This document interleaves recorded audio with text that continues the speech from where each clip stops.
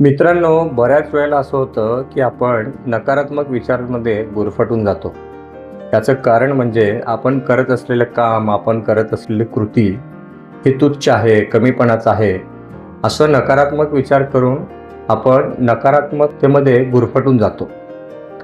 अशा वेळेला, अशा प्रसंगी स्वामी विवेकानंदांचा एक विचार नक्कीच आपल्यासाठी प्रेरणादायी ठरणार आहे. अशा प्रसंगी स्वामी विवेकानंद आपल्याला म्हणतात, कोणतीही कृती श्रेष्ठच, पण आधी विचार जन्म घेतात, मग कृती.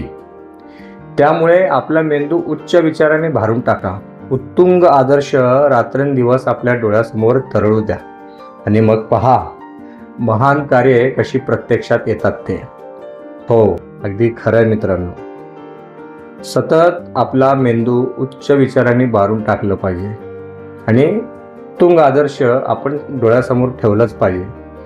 तरच आपण आपल्या आयुष्यामध्ये आपल्या हातून महान कार्ये प्रत्यक्षात येणार आहेत.